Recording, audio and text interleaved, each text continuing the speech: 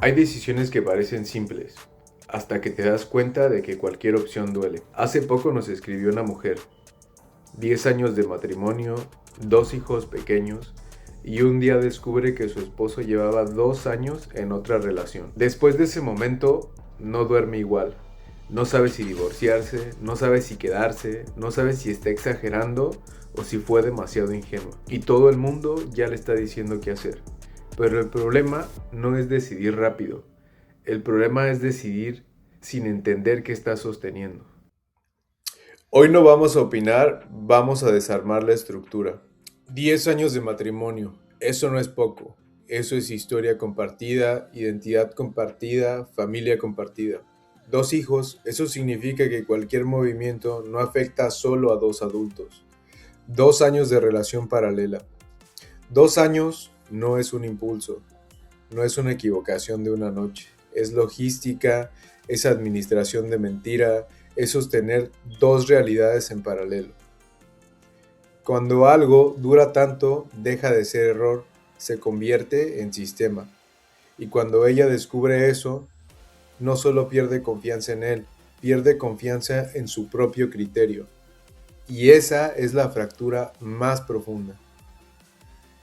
Cuando ella escribe, no sé si puedo perdonar, pero tampoco sé si puedo irme, lo que está diciendo realmente es, no confío en mi capacidad de evaluar esto.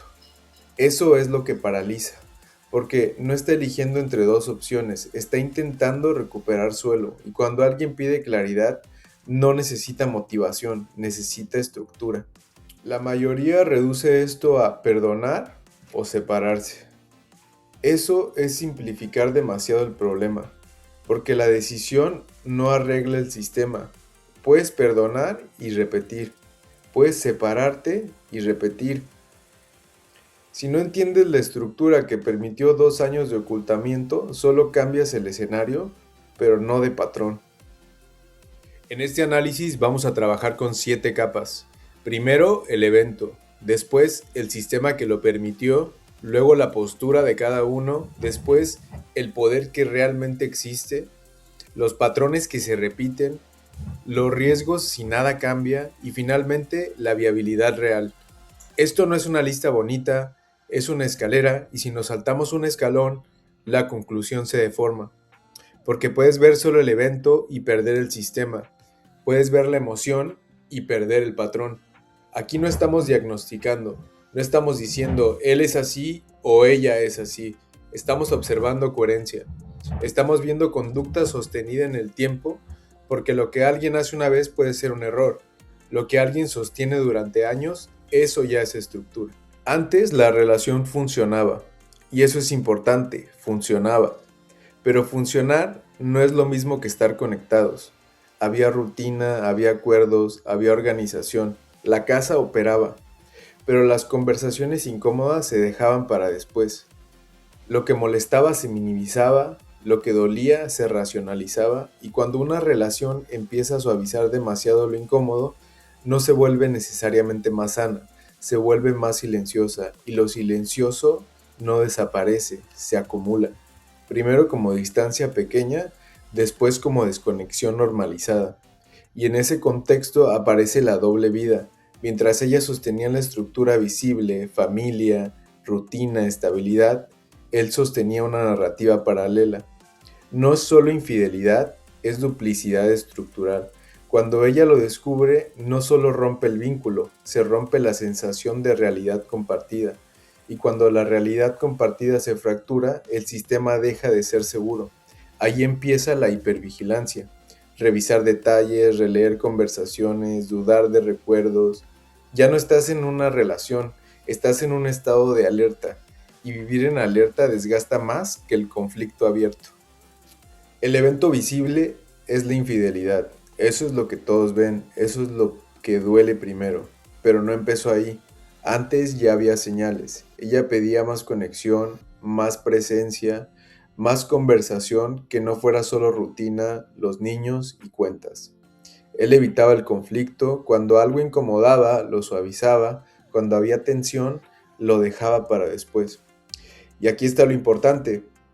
Una relación puede aguantar discusiones, lo que no aguanta es evitar todo lo incómodo, porque lo que no se habla no desaparece, se guarda, y lo que se guarda mucho tiempo crea distancia.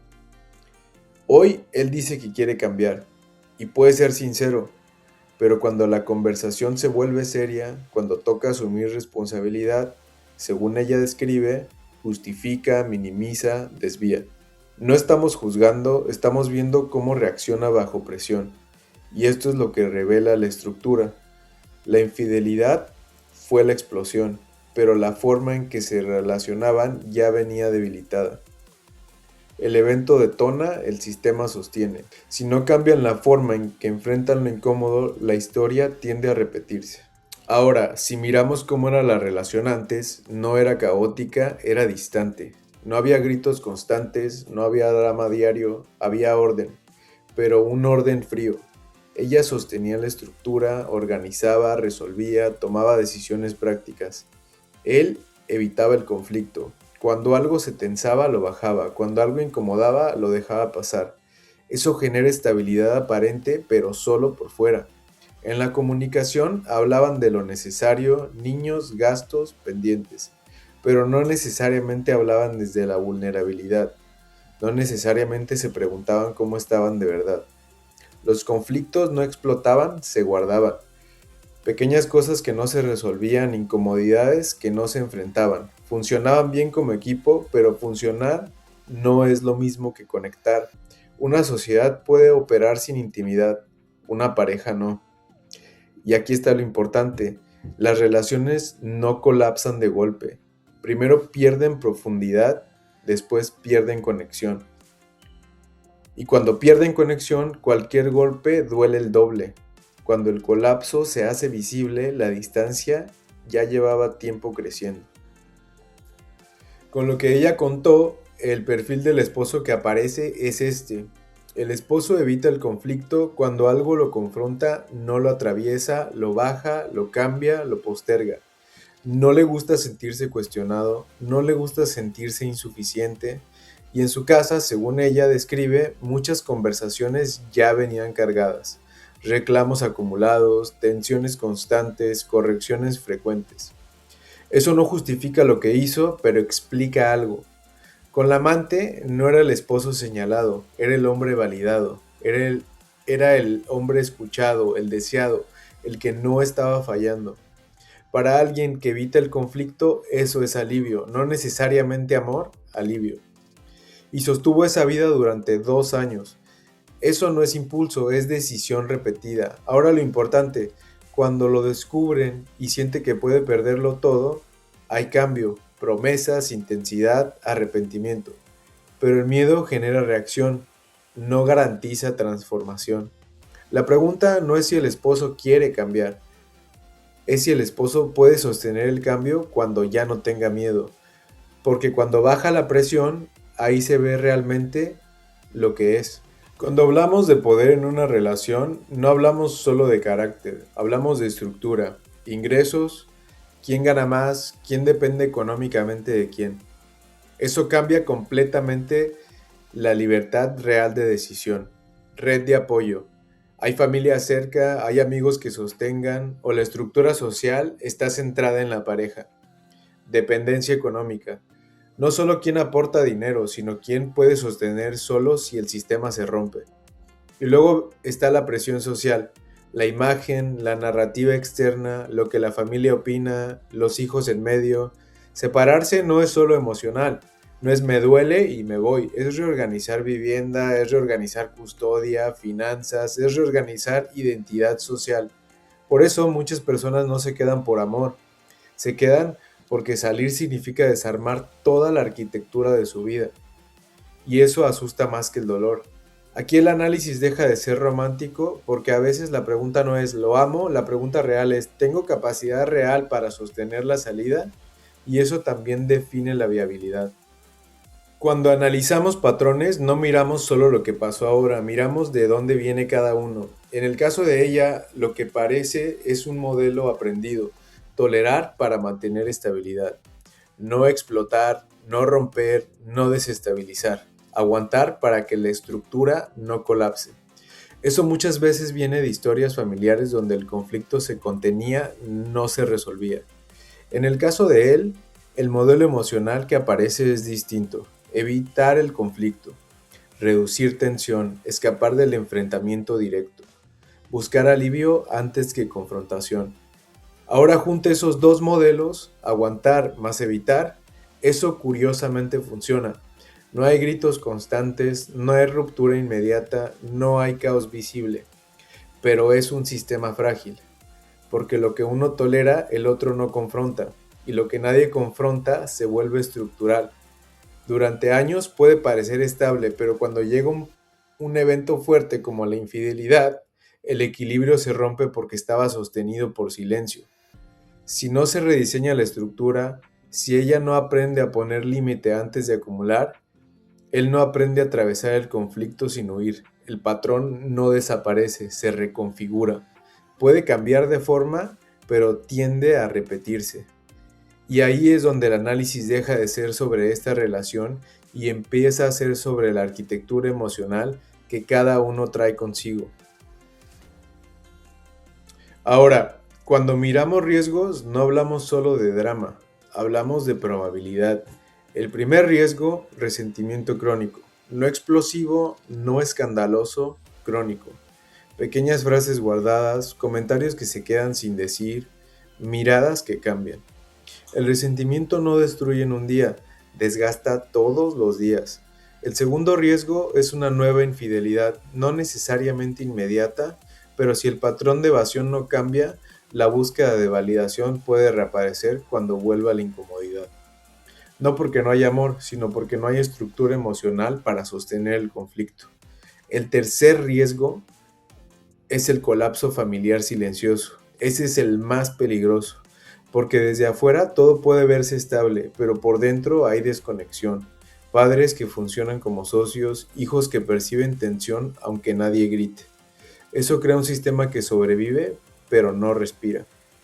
Ahora, si tuviéramos que reducir todo a una sola variable, es esta. La viabilidad depende de la capacidad real de cambio. No cambio bajo amenaza, no cambio cuando hay miedo de perderlo todo, cambio sostenido cuando la crisis ya no está en primer plano. Cambio cuando ya no hay vigilancia constante, cambio cuando ya no hay presión externa, ahí es donde se define todo, porque el miedo puede modificar conducta temporalmente, pero solo la estructura interna modifica la conducta de manera permanente. Y esa diferencia es la línea entre reconstrucción y repetición. Hasta ahora hemos entendido la estructura, ahora viene lo que realmente pesa, no la emoción, no la intención, el costo y la proyección. Porque una decisión no se evalúa por cómo se siente hoy, se evalúa por lo que produce en el tiempo. Aquí ya no hablamos de quién tuvo la culpa, hablamos de qué pasa después, qué se erosiona, qué se reconstruye, qué se rompe y qué es sostenible. Porque cualquier decisión puede parecer correcta en el momento. La pregunta es, ¿puedes vivir con sus consecuencias 5 años después? Y eso es lo que vamos a medir ahora. Costo y proyección. Ahí se define la viabilidad real. Antes de entrar a escenarios, hagamos una pausa. Recordemos dónde estamos parados. 10 años de historia, eso significa raíces, costumbres, identidad compartida. 2 años de doble vida, eso significa fractura prolongada, no error puntual, no impulso. Alta dependencia estructural, no es solo emocional, es logística, financiera, familiar. Y patrones claros de evitación.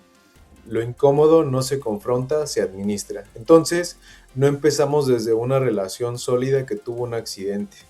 Partimos desde una estructura que ya estaba debilitada. La traición no creó la grieta, la hizo visible. Y eso cambia completamente cómo evaluamos lo que viene ahora, porque no se trata de reparar una pared, se trata de revisar los cimientos. Aquí es donde la mayoría se equivoca. La pregunta no es ¿perdono o me voy? Esa es la versión superficial.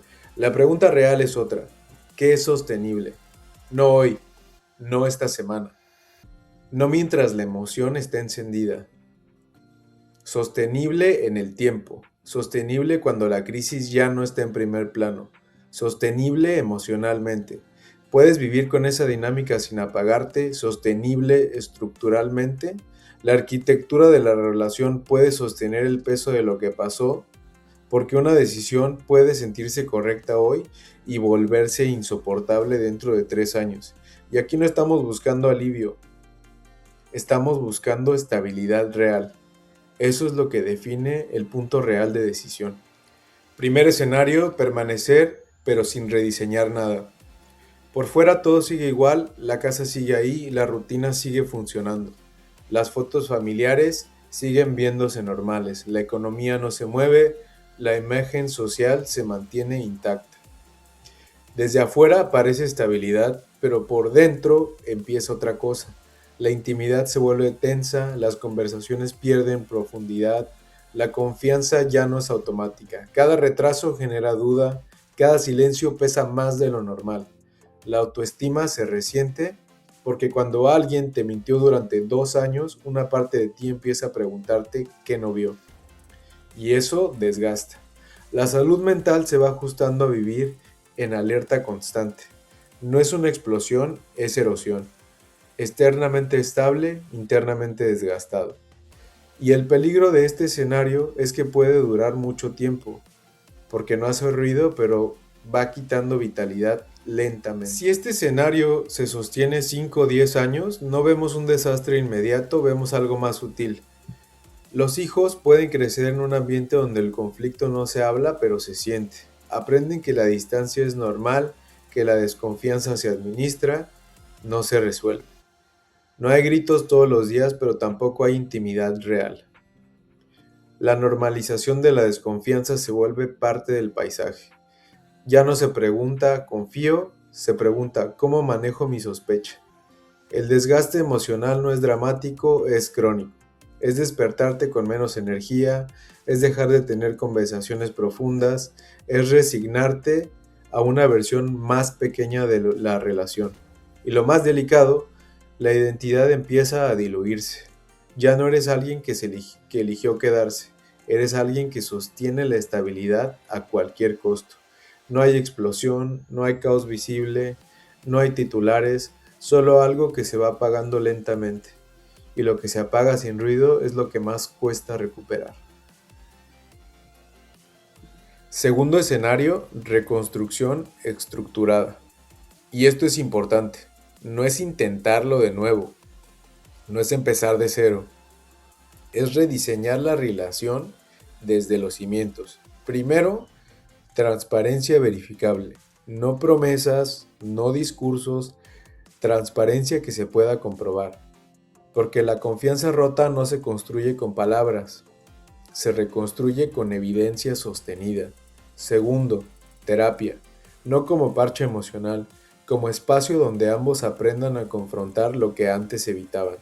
Tercero, cambios reales, cambios en cómo se discute, en cómo se pide, en cómo se responde bajo tensión. Y cuarto, conversaciones incómodas sostenidas. No una plática intensa y luego silencio, sostenidas, repetidas aunque duelan. Reconstruir no es volver a lo que era antes, eso ya no existe. Es construir algo distinto, con más conciencia, con más límites, con más disciplina emocional.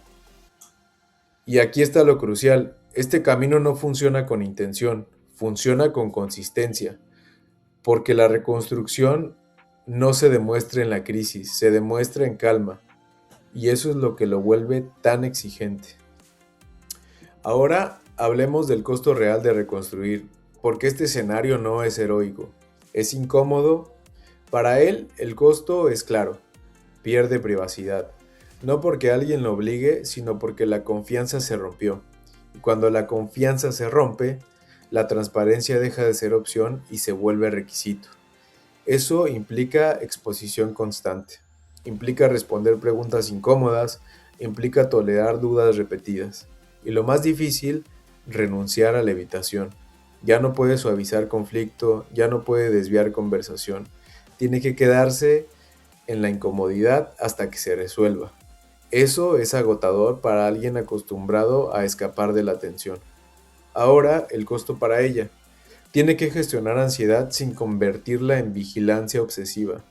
Tiene que tolerar que la reconstrucción sea lenta, porque la confianza no vuelve al ritmo del arrepentimiento, vuelve al ritmo de la consistencia. Y tiene que evitar algo muy delicado, convertirse en supervisora permanente.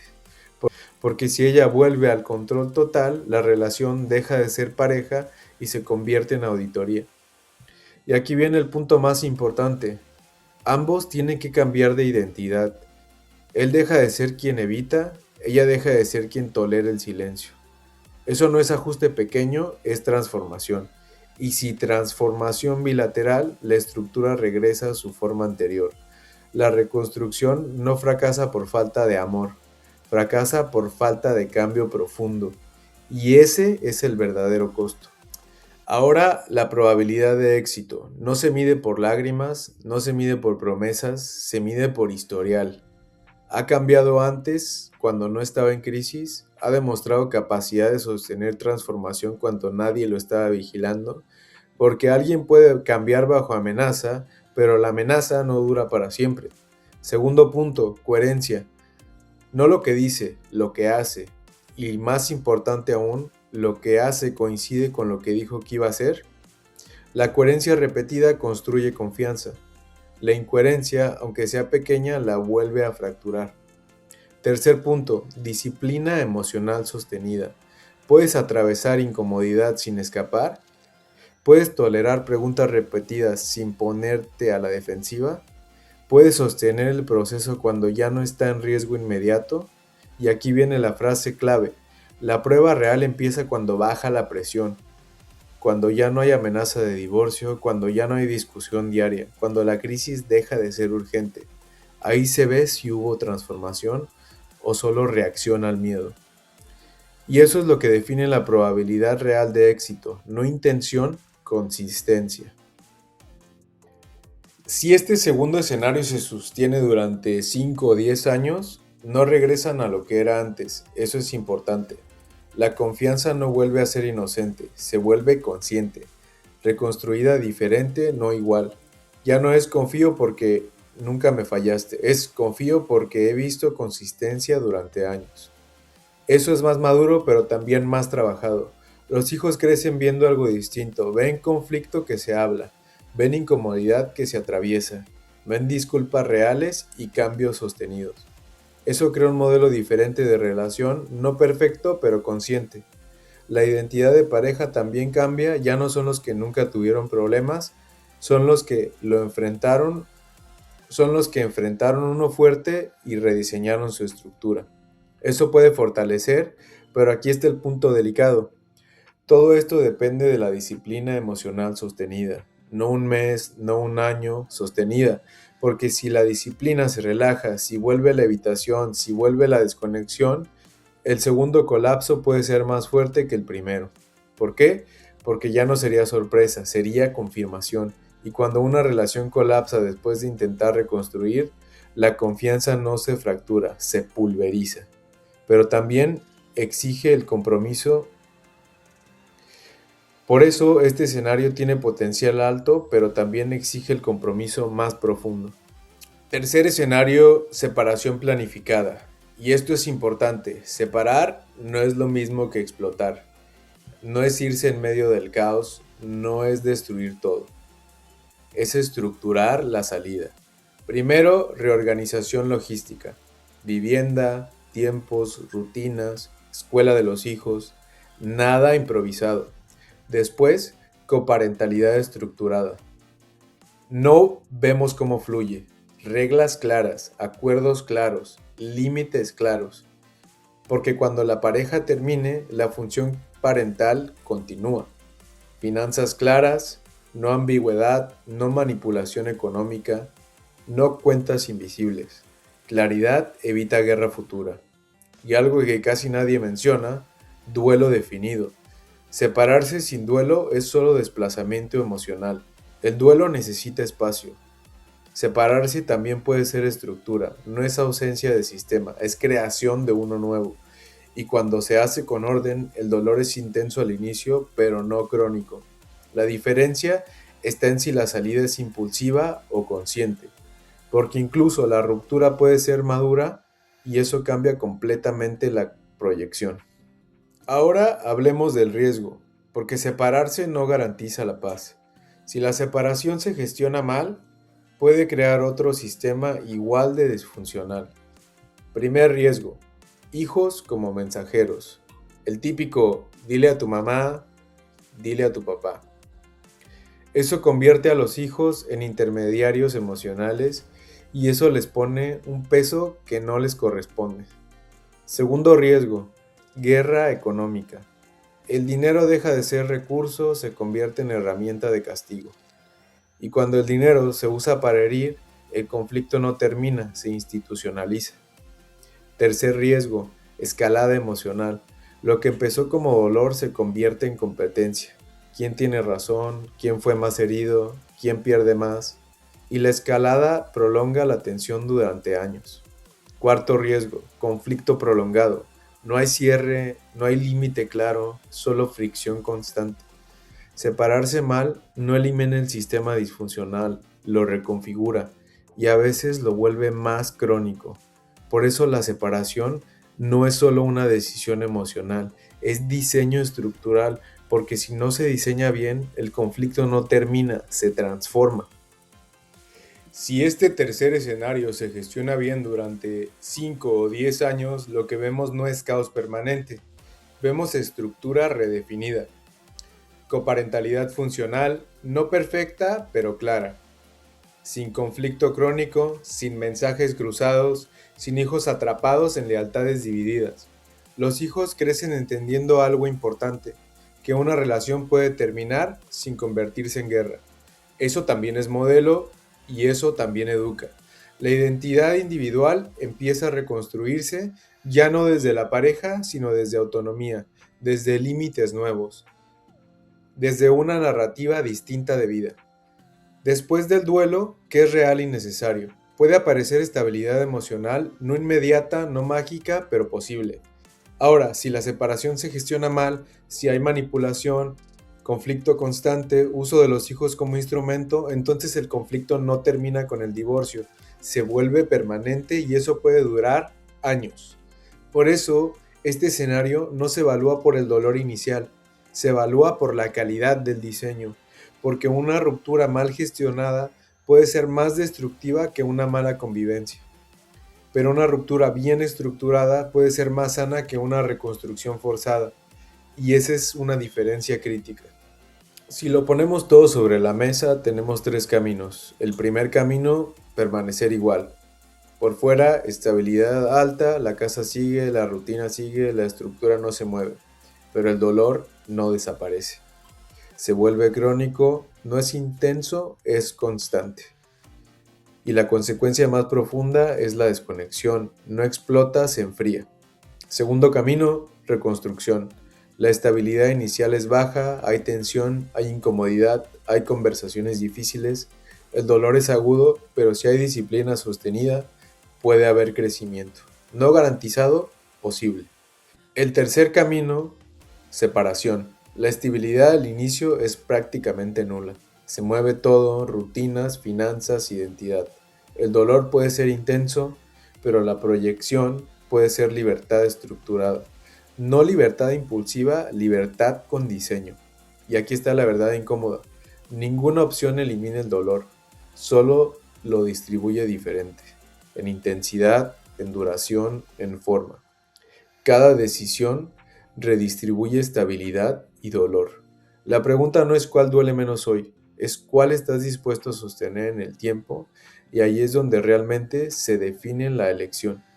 Hay algo que casi nadie dice con claridad: ninguna decisión evita el costo, no existe el camino sin pérdida, lo único que cambia es dónde cae el impacto, qué sacrificas, qué preservas, qué transformas. A veces no es falta de fuerza, no es que no seas valiente, es que estás decidiendo sin mapa. Decides desde el miedo, desde la urgencia, pero cuando tienes mapa, cuando entiendes estructura, patrón y proyección, la decisión sigue siendo difícil, pero ya no es ciega. Sin mapa eliges para escapar, Con mapa eliges para construir, y esa diferencia cambia el resultado incluso antes de tomar la decisión.